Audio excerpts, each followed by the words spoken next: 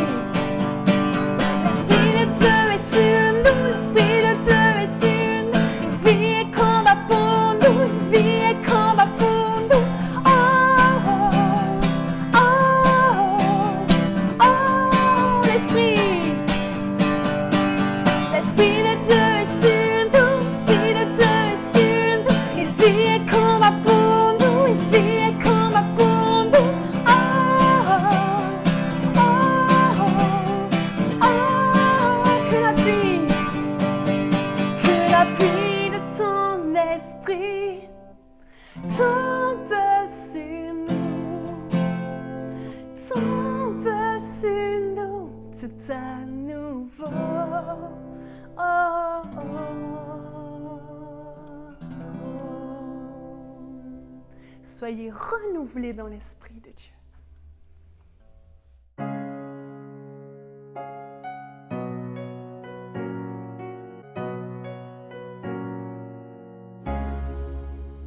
J'espère que ce petit temps de louange vous aura fait du bien et que l'Esprit de Dieu est venu chez vous et que vous êtes remplis, renouvelés de l'Esprit de Dieu. Alors avant de commencer, je vais vous annoncer notre thème. Ce thème ce matin, c'est « Fortifie-toi et prends courage ». Alors c'est un verset qu'on retrouve dans Josué et avant même de commencer, je voudrais qu'on prie ensemble. Alors attache-toi sois prêt parce que Dieu aujourd'hui veut te fortifier.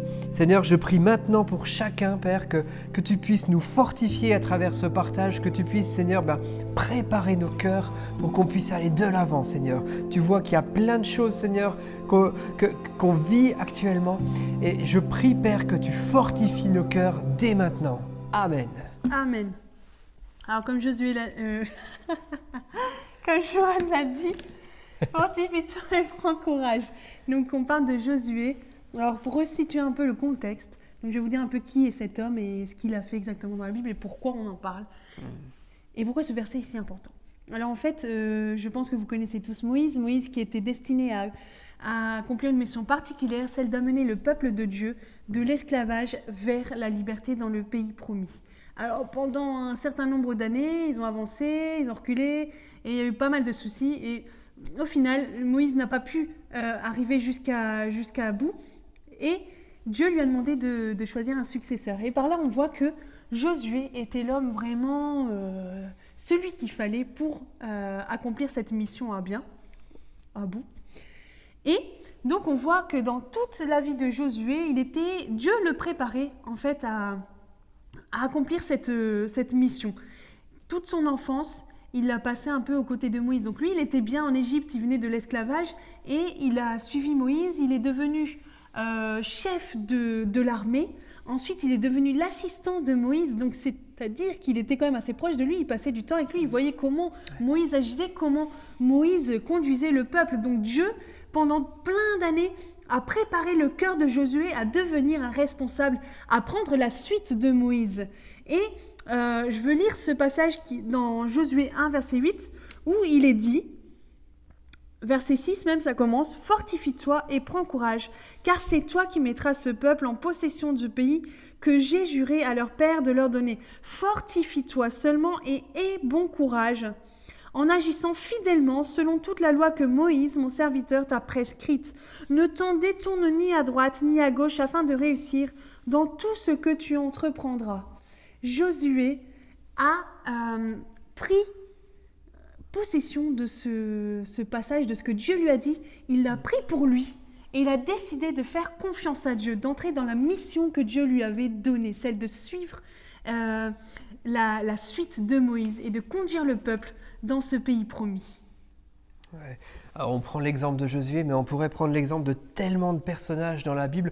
Tous nos héros de la foi, finalement, ont eu des temps où c'est qu'ils ont dû choisir de faire confiance à Dieu. On a tous des passages dans notre vie où on vit des épreuves. Il y a la maladie, il peut y avoir la souffrance, il peut y avoir des problèmes de famille, des problèmes au travail, des problèmes avec nos voisins. Il peut y avoir tellement de soucis, même la vie politique de notre pays peut devenir un problème pour nous.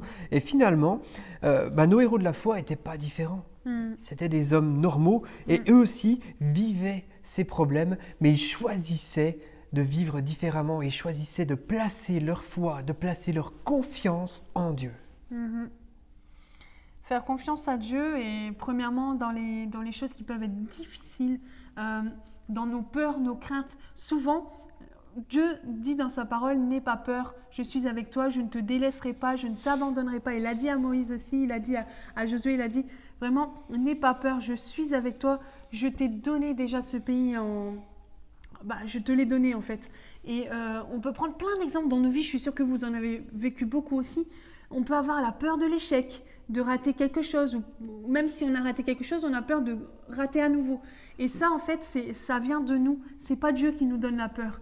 Et Dieu nous donne la paix pour faire face à ces peurs. On peut avoir aussi la peur de l'inconnu, la peur des choses nouvelles. Et moi, je fais partie de ces personnes-là qui peuvent stresser facilement ou avoir peur des choses que je ne contrôle pas. Et là, on voit déjà que si ce n'est pas des choses qu'on connaît bien ou qu'on contrôle, on n'est pas très bien. Et puis, on voit en fait que la confiance en Dieu, elle n'est peut-être pas aussi forte que ce qui n'y paraît. Et ça, c'est important en fait de se rendre compte de ce genre de choses pour se remettre vraiment dans le droit chemin et de se dire « Ok, je fais confiance à Dieu ». Josué avait peut-être peur. Si Dieu lui a dit plein de fois « N'aie pas peur, je suis avec toi », fortifie-toi, prends courage, je pense qu'il avait peut-être certaines craintes ou des doutes ou des hésitations sur ce qu'il devait faire. Mais pourtant, Dieu lui a bien dit, je serai avec toi, je serai devant toi, je vais tout préparer pour toi. Et c'est pareil pour nous, dans les choses qu'on rencontre et qu'on n'a jamais vues, les choses nouvelles qu'on peut faire, que Dieu nous demande de faire. Ok, on a le droit d'avoir peur, c'est normal, c'est naturel. Mais qu'est-ce qu'on va faire de notre peur en fait? Et c'est là en fait où vient la confiance en Dieu, où on doit se dire, ok, mes pensées, j'arrête de faire tourner les pensées négatives, les pensées de peur, de crainte. Et je les bloque, je les contre avec des versets, la parole de Dieu. Il y a plein de versets dans la parole de Dieu qui nous disent, comme on vient de le lire, Josué 1, verset 8, fortifie-toi et prends courage. Tu peux le dire, tu peux le proclamer. Et en proclamant tous ces versets, n'aie pas peur, je ne te délaisserai pas. L'Éternel est mon berger, je n'aurai pas peur, il pourvoit mes besoins. Tous ces versets-là, si on les proclame, on les répète, la paix de Dieu commence à venir dans nos cœurs et la peur disparaît, elle s'en va, elle s'enfuit. Et là, on peut avancer, on peut prendre courage, on peut se fortifier et on peut aller de l'avant, on peut contrer toutes ces choses qui nous faisaient peur au départ. Alors, on pourrait continuer de parler de la peur, hein. Il y a moyen de prêcher entièrement sur la peur. On pourrait parler de la peur des araignées, on pourrait parler de beaucoup de choses. Mais finalement, notre attitude doit changer face à nos problèmes, face à nos difficultés. Ton attitude va déterminer la manière dont tu vas aborder le problème. Si tu as déjà une attitude négative, si tu es déjà rentré dans une attitude où c'est que tu vis dans la peur, on a parlé de la peur avec Or, si ton attitude, elle est de fuir, finalement, tu ne vas jamais aborder le problème. Et moi, je remercie Dieu pour les problèmes et je place mon attitude différemment. Je me souviens, au début du confinement, j'avais beaucoup de mal avec ce confinement. Pour moi, c'était une catastrophe, une vraie catastrophe, parce que tous mes projets immobiliers, tous mes projets étaient repoussés. Je ne pouvais plus travailler, j'abandonnais mes patients. Et finalement, j'avais vraiment une mauvaise attitude. Et je me souviens, je disais même à Aurélie, je suis parti pour 2 mois de non-vie. C'est comme ça que j'avais déterminé le confinement. Je me rappelle. 2 mois de non-vie. Et Dieu, au début de ce confinement, m'a dit clairement, Johan, si tu changes pas ton attitude, ça va pas aller. Et j'ai pris cette parole pour moi, j'ai pris les paroles de Josué pour moi, j'ai pris toutes ces promesses sur notre attitude qui sont vraiment, je les ai pris pour moi et j'ai changé mon attitude et j'ai dit non, je veux que ce confinement, c'est un temps béni. Je veux que ce confinement, je puisse vivre des choses avec Dieu. Alors je sais que certainement certains d'entre vous, vous avez vécu des choses difficiles pendant ce temps-là, mais Dieu, il peut bénir à tout moment, il peut bénir n'importe quand, en temps de confinement ou pas. Et moi, j'ai choisi de placer mon attitude, alors que j'étais très négatif, j'ai choisi de placer mon attitude en Christ. Et finalement, on a vécu des temps avec Dieu qui étaient formidables, même des temps de couple formidables, alors que ce n'était pas ce qui était prévu au départ. Le projet de départ, c'était d'accomplir nos projets humains, d'accomplir notre travail et finalement de plonger dans ces choses-là. Et Dieu a choisi autrement pour nous. On a pu servir encore plus dans l'église, on a pu voir des choses se passer avec les gens. Et voilà, on a vécu des temps formidables. Ouais, c'est vrai. On peut prendre la vie de plusieurs personnes dans la Bible où ils ont vécu aussi des moments difficiles. On est tous dans des moments parfois difficiles. Heureusement, ce n'est pas forcément tous les jours, mais Dieu n'a pas dit qu'on aurait une vie rose, une vie où il n'y aurait aucun souci. Même Jésus a vécu des souffrances. Tout le monde vit des souffrances, c'est normal, ça fait partie de la vie. C'est la manière dont on va se comporter face à ces situations qui va déterminer la suite en fait. Et on peut voir par exemple dans la Bible avec David, le roi David qui a vécu beaucoup de situations difficiles. Il a vécu des choses super merveilleuses, mémorables, mais aussi des moments vraiment difficiles que nous n'aurions pas voulu vivre, c'est clair. Et il a été poursuivi plein de fois. Il y a le roi Saül qui voulait le tuer. Il était dans des moments de détresse parfois. Et pourtant, c'est lui qui a écrit la majorité des psaumes. Et on voit dans les psaumes combien il aimait Dieu. Et combien, même si au début il pouvait dire des choses négatives, où il se lamentait, ce genre de choses, le psaume se terminait toujours de manière positive, où il commençait à tourner les yeux vers Dieu, fixer ses yeux sur Jésus et à dire « Je te loue Seigneur, je t'aime, tu es mon berger, Tu es grand, tu es fort, tu es puissant. Ça, c'était David. On a Job qui a vécu aussi des moments très difficiles. Il a perdu sa famille. Il a eu une maladie super difficile à vivre au jour le jour. Ouais, il avait du Et mal à il le y avait gérer. ses amis qui lui faisaient un peu des sermons. Et pourtant, il a décidé de suivre Dieu, de continuer à lui obéir et de ne pas avoir une attitude défaitiste, en fait, comme je le disais tout à l'heure. Il y a Daniel qui est passé par la fosse au lion, par la fournaise. Et pourtant, il obéissait à Dieu et c'était un homme droit. Donc, c'est pas parce qu'on vit une vie droite qu'on va pas vivre des choses difficiles. Non, c'est faux. Mais c'est notre attitude qui va déterminer la suite, en fait. Et je pourrais te donner encore plein d'exemples. Josué, quand ils sont allés à Jéricho et qu'ils ont combattu pour avoir cette ville, qu'est-ce qu'ils ont fait? Ils ont fait le tour de la ville 7 fois en chantant, en louant Dieu avec la trompette. Et donc, le point commun entre toutes ces personnes, je pense que vous l'avez bien compris, c'est la louange. Si on s'habille de la louange et qu'on commence à fixer nos yeux sur Jésus, sur Dieu, et à dire c'est toi qui es Dieu, c'est toi qui m'as créé, qui a fait de moi quelqu'un de merveilleux, une créature merveilleuse. Il nous a créés de manière vraiment merveilleuse. Et il veut simplement qu'on le loue, que tout ce qui respire loue l'Éternel. Et c'est en louant Dieu que la force va venir, que Dieu va nous renouveler, qu'il va nous donner le courage d'avancer dans chacune des situations de nos vies, qu'elles soient difficiles, faciles. Alors, Dieu ne retire jamais sa faveur. Et Or, elle a dit tout à l'heure, de fixer notre regard à Jésus. Et un des moyens aussi de fixer notre regard à ce qu'il a fait, eh bien, c'est de proclamer notre identité. Alors, c'est quoi notre identité en Christ? Eh bien, je suis enfant de Dieu. Je ne suis pas esclave de la peur. On connaît bien ce chant-là, on l'aime beaucoup. C'était le chant de notre mariage.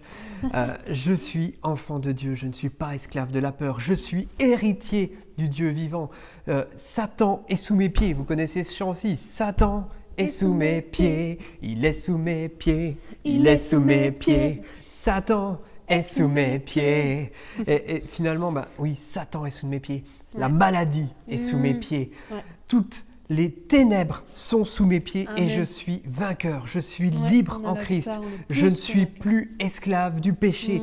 Et ça, c'est proclamer son identité. Parce que Dieu a tout accompli pour nous. Il a donné son Fils à la croix afin que l'on puisse être libéré, afin que l'on puisse vivre en paix, afin qu'on ne soit pas assujetti aux choses de ce monde. Il dit dans sa parole que nous sommes dans le monde, mais nous ne faisons pas partie de ce monde parce que nous sommes appelés enfants du Dieu vivant. Alors, eh bien, proclame ton identité en Christ. Quand tu es dans des difficultés, si tu es face au péché, eh bien proclame que Dieu veut te voir libre, que tu es libre en Christ et que tu es une créature merveilleuse. Peut-être qu'il y en a parmi vous qui ont des problèmes dans votre caractère. Vous êtes susceptibles, vous êtes peut-être dans des difficultés morales, mais vous êtes enfant de Dieu. Il y a les fruits de l'esprit, on a vu ça avec les enfants. Recherchez la vidéo des enfants sur les fruits de l'esprit, c'est génial. Il y a les fruits de l'esprit. Proclamez les fruits de l'esprit pour votre vie. Et je vous assure qu'il y a des victoires à obtenir dans vos vies. Oui, exact. Fortifie-toi et prends courage. On le répète, on le répète. Je relis ce verset dans la Bible qui dit « Fortifie-toi et bon courage en agissant fidèlement selon toute la loi que Moïse, mon serviteur, t'a prescrite. Ne t'en détourne ni à droite ni à gauche, afin de réussir dans tout ce que tu entreprendras.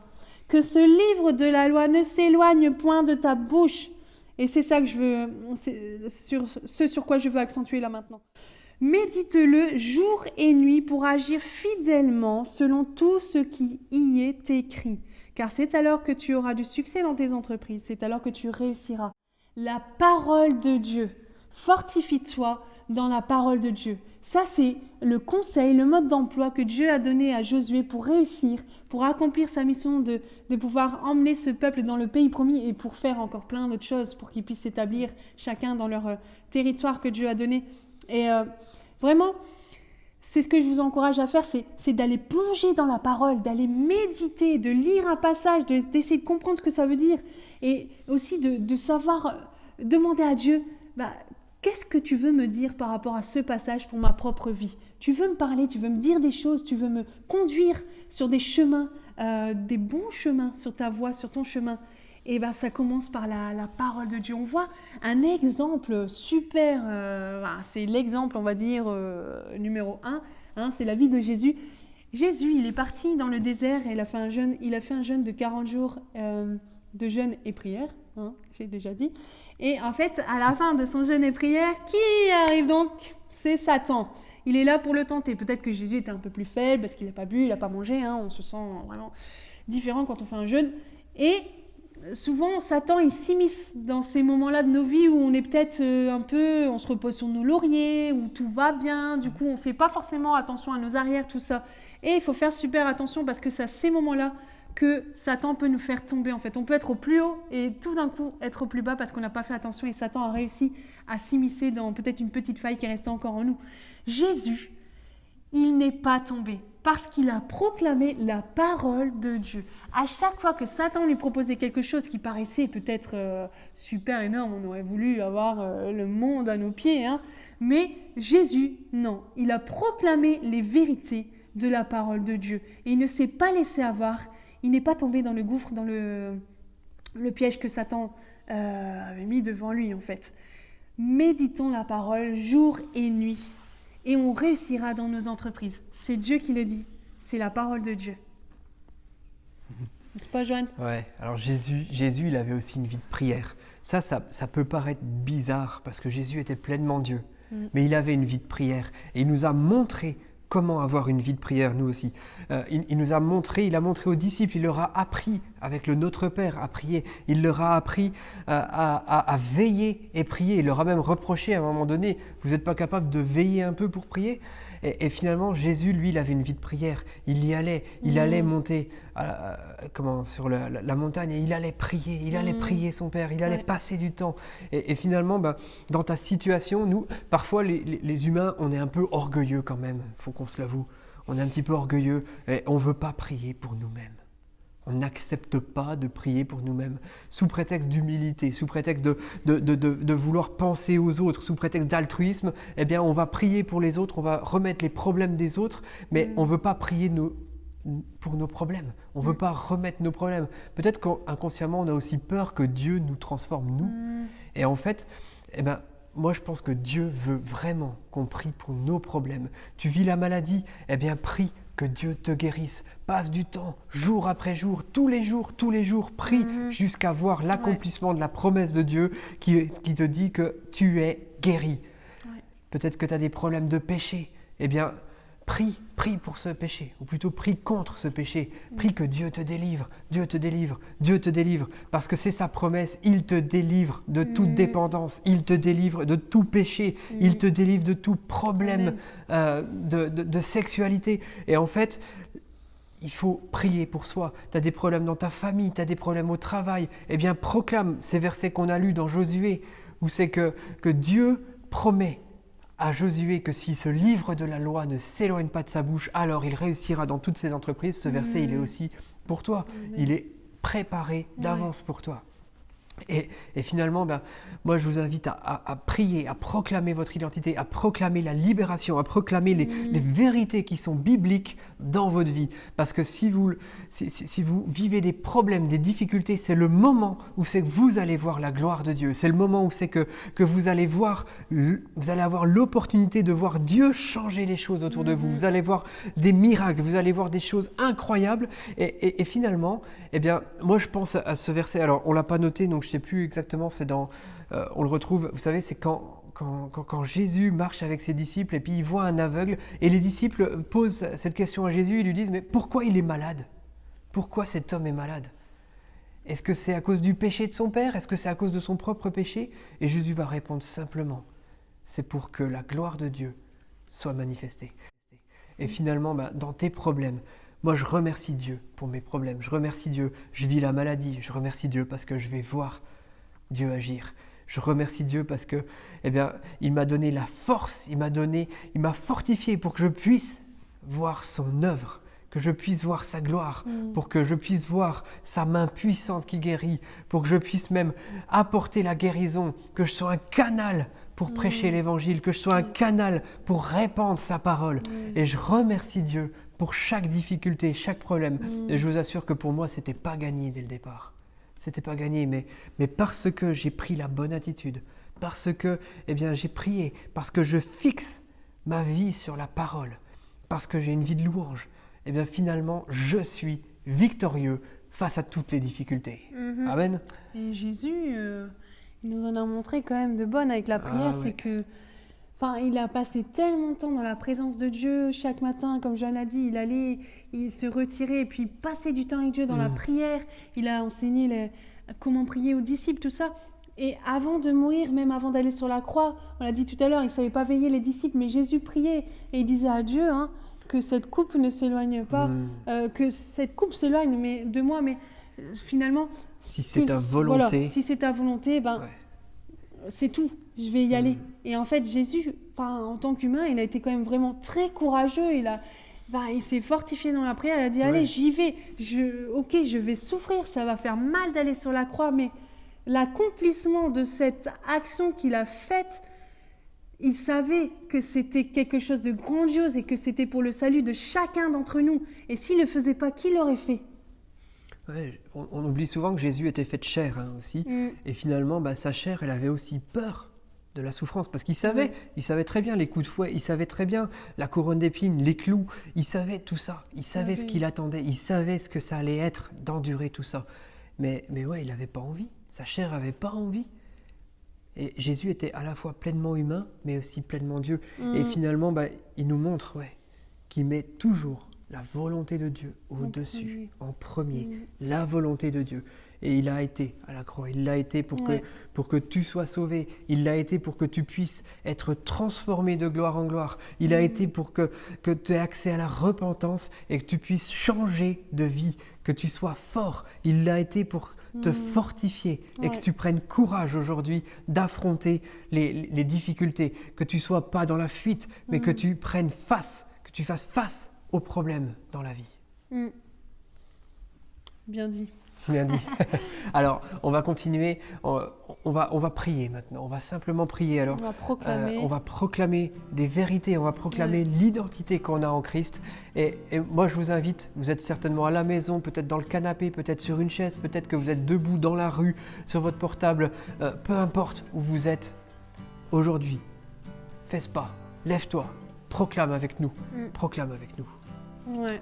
Jésus. On veut proclamer que la paix, le calme, la force soient au-dessus de toute peur, que ce soit la peur de l'échec, la peur de l'inconnu, des nouvelles choses. On veut prier contre ces choses-là pour gagner la victoire dans ce domaine-là. Seigneur, nous prions, Jésus, pour que tu puisses vraiment venir nous fortifier et nous donner ce courage d'aller de l'avant alors que nous faisons peut-être face à des situations qui nous effraient, qui nous font peur parce qu'on sait que ça peut être difficile ou peut-être justement parce qu'on ne sait pas où on va et on a peur de l'inconnu, on ne sait pas si ce sera mieux qu'avant ou autre chose, Seigneur. Mais nous, Seigneur, ce matin, on veut prier, on veut proclamer ta parole, on veut dire qu'on se fortifie et on prend courage en toi parce que tu es notre berger, tu prends soin de nous, tu nous conduis dans de verts pâturages. Et c'est ça qu'on veut proclamer ce matin. Seigneur, merci pour cette paix que tu nous procures. Seigneur Jésus, que tu nous donnes. Seigneur, c'est dans ta présence qu'on va trouver la paix, Jésus. Et merci parce que tu nous donnes tous les outils, tout ce dont nous avons besoin pour réussir, pour avoir la victoire sur nos peurs. Amen. Amen. Oui, Seigneur Jésus, merci Père pour ta paix, Seigneur. Oui, Jésus. Merci Père parce que tu donnes ta paix à tous les auditeurs, Seigneur, et tu donnes ta paix gratuitement, Seigneur. Merci Père parce que en toi, Seigneur, nous pouvons avoir confiance, nous pouvons avoir foi en toi, Seigneur. Et moi, je proclame, Seigneur, je proclame que tu fortifies, je proclame que tu donnes le courage, Seigneur. Il y a des gens qui vivent des difficultés dans la famille, Seigneur, et je proclame maintenant, Père, le courage et la force d'affronter les problèmes face aux familles, Seigneur. Je proclame, Seigneur, que rien n'est impossible, Seigneur. Rien n'est impossible avec toi, Seigneur Jésus. Je proclame, Seigneur, ta paix dans les familles. Je proclame, Seigneur, qu'il y a de la réconciliation. Oui, Seigneur. Je proclame la réconciliation dans les familles, Seigneur. Et tout ce qui a été détruit par Satan, Seigneur, eh bien, Satan est sous nos pieds. Satan est sous nos pieds. Et nous proclamons que Satan est sous nos pieds et qu'il n'a rien à faire Seigneur, dans nos familles. Il n'a rien à faire dans nos Seigneur. histoires de famille, Jésus. Seigneur. Nous Alléluia. proclamons la liberté. La liberté, Jésus. Seigneur. Seigneur, tu as dit dans ta parole que Oui, Seigneur. l'esprit qui est en nous est bien plus fort que l'esprit de ce monde, Mm. Seigneur. Et on proclame, Seigneur, que l'esprit que tu as mis en nous, Seigneur, puisse nous aider dans nos situations les plus difficiles, peut-être même les plus chaotiques, Seigneur. Nous avons l'impression que des fois c'est le désespoir, qu'on ne peut pas y arriver, il n'y a aucune solution. Oui, Mais Jésus. tu es la solution et tu l'amènes déjà par l'action de ton esprit en nous, Seigneur. On l'a chanté tout à l'heure. Que ton souffle, Seigneur, vienne sur nous, que tu viennes souffler en nous un vent nouveau, Seigneur Jésus. Que l'Esprit de Dieu soit vivant en nous, qu'il combatte pour nous, Seigneur. Tu le dis dans ta parole que lorsque nous ne savons plus quoi faire, ton Esprit prend le relais, Seigneur, par le parler en langue aussi, Seigneur, parce que nous sommes en connexion directe avec toi, Seigneur Jésus. Et nous prions, nous proclamons, Seigneur, la vie de l'Esprit en nous, un renouvellement complet, Seigneur. Viens nous fortifier à nouveau, Jésus, là où nous avons du mal, lorsque nous devons méditer la parole, Seigneur. Oh Jésus, lorsque nous devons prier, Seigneur, et que c'est difficile, on n'a pas trop envie, Jésus. Viens, Seigneur. Fortifie-nous, que nos pensées viennent à changer et que ce soit tes pensées qui viennent dans nos pensées, Jésus, pour que nous puissions passer un temps avec toi, Seigneur, que nous puissions nous fortifier dans ta présence, Seigneur. Alléluia, Jésus. Oui, Seigneur Jésus. Seigneur, je proclame aussi, Père, que nos caractères, oui. eh bien, se taisent face à toi, Seigneur. Notre susceptibilité, eh bien, se tait face à toi, Seigneur. Notre colère, nos caractères colériques, eh bien, c'est terminé maintenant. Je proclame la liberté sur les caractères au nom de Jésus maintenant. Je proclame, Seigneur, que eh bien, Père, nous prenons maintenant exemple sur ton caractère parfait, Seigneur. Je proclame, Père, que le fruit de l'Esprit habite en nous et que ton Esprit habite en nous et que, Seigneur, eh bien, Seigneur, nous ne sommes plus esclaves de notre caractère, mais nous pouvons vivre libres en toi, Jésus. Seigneur Jésus. Oui, Seigneur Jésus. Une attitude de reconnaissance, Seigneur. Que nous puissions, Seigneur, élever ton nom, Seigneur. Que nous puissions reconnaître qui tu es, Seigneur. Que tu es Dieu, tu es au-dessus de toute autre personne. On l'a dit dimanche dernier, Seigneur, que rien ne t'est impossible, Seigneur. Si tu es avec nous, qui sera contre nous, Seigneur? Et on veut proclamer ces paroles, Seigneur, que tout est possible à celui qui croit, Seigneur. Suscite, Seigneur, maintenant dans le cœur de chacun là qui est en train de regarder cette vidéo, Seigneur, un élan, Seigneur, de foi, Seigneur, une attitude nouvelle de foi, Jésus, une confiance surnaturelle, Seigneur, en toi, Jésus, suprême, Seigneur, bien plus forte que ce qu'on peut penser, Seigneur. Tu as dit, Seigneur, dans ta parole qu'il suffisait juste d'un petit grain de moutarde pour pouvoir déplacer une montagne, Seigneur Jésus. Et nous croyons, Seigneur, qu'avec le peu de foi que nous avons, nous pouvons déplacer des montagnes qui se forment, qui se mettent devant nous dans nos vies, Jésus. Et par la louange, nous savons que nous pouvons y arriver, Seigneur. Nous l'avons vu avec l'exemple de Josué, de David, de Daniel dans la parole, Seigneur, qui sont des personnes qui ont su avoir la victoire parce qu'ils ont eu cette attitude de reconnaissance et de louange, Seigneur. Jésus. Merci, Jésus. Alléluia. Oui, Seigneur Père. Seigneur, merci Père, parce que tu es le Dieu qui libère, Seigneur. Tu es le Dieu qui délivre, Seigneur.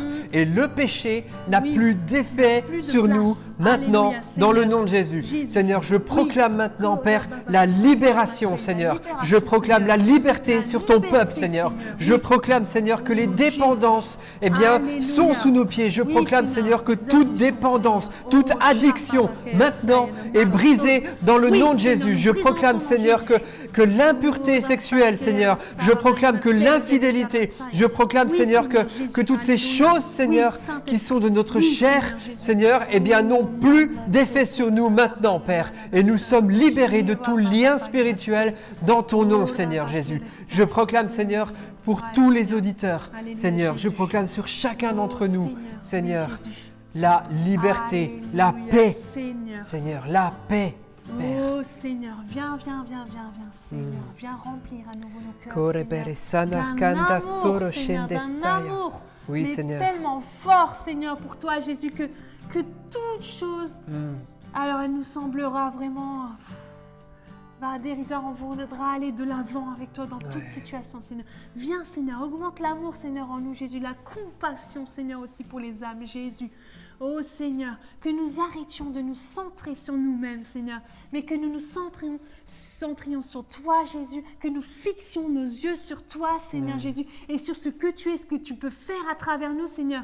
Tu nous as mis dans ce monde pour que nous puissions être des témoins, Seigneur Jésus, pour que nous puissions, Seigneur, partager ta parole, ta nouvelle, le salut aux gens, Seigneur, à toute personne qui nous entoure, Seigneur. Alors si nous ne sommes pas dans une bonne attitude, ou si nous sommes dans une attitude de défaite, Seigneur, dans l'échec, dans le désespoir, nous ne pourrons pas être des témoins puissants, Seigneur. Alors viens nous renouveler à nouveau à l'intérieur. Viens nous donner un amour puissant, Seigneur, pour les âmes autour de nous, celles qui sont perdues et qui ont besoin Seigneur. de toi, Jésus. Ouais, Jésus. Oh, Seigneur. Seigneur, merci Jésus. Père, parce que tu prends toutes nos inquiétudes. Alléluia. Seigneur, tu dis dans ta parole, Père, ne vous inquiétez de rien, Merci, mais en Seigneur. tout temps. Seigneur, réjouissez-vous. Seigneur, merci Père, parce que tu prends nos inquiétudes maintenant, Seigneur. Alléluia. Seigneur, il y a des gens qui sont inquiets pour le futur. Ouais. Il y a des gens qui sont inquiets pour le futur de la France, Seigneur. qui sont inquiets de la vie politique, qui ont ces inquiétudes, Seigneur. Mais Père, merci Père, parce que tu prends toutes nos inquiétudes. Tu prends toutes nos craintes, Seigneur. Et Père, nous fixons nos regards à toi, Seigneur. Nous fixons nos regards sur toi, Jésus. Père, pas sur notre vie politique, Seigneur. pas sur les problèmes au travail, pas sur les problèmes dans la famille. Nous ne fixons pas nos regards, Seigneur, sur nos dépendances. Nous ne fixons pas nos regards sur la culpabilité qu'elle entraîne. Nous ne fixons pas nos regards sur la maladie. Mais nous regardons, Merci, Père, Jésus. à ta lumière. Nous Alléluia. regardons à toi, à ta Alléluia. gloire, à ton amour Ouais. manifesté à la croix. Merci, Seigneur Jésus. Merci, Seigneur. Jésus. Oh Seigneur, réjouissez-vous toujours dans le Seigneur. Je vous le rappelle, réjouissez-vous, Philippiens 4:4. Yes. Il y en a aussi, c'est dans le calme et la confiance que sera votre force. Mm. Et une dernière, la joie du Seigneur est ma force. Donc, joie, calme, confiance. Et encore tout ce qui a pu être dit juste avant. Yes. Voilà, les ingrédients pour se fortifier. Alors, on vous rappelle Ouais. le verset du jour. Fortifie-toi. Et Prends prends courage. Sois courageux. Dieu est avec Sois toi. zélé. Il t'oublie pas. Il ne Yeah. retire jamais sa faveur.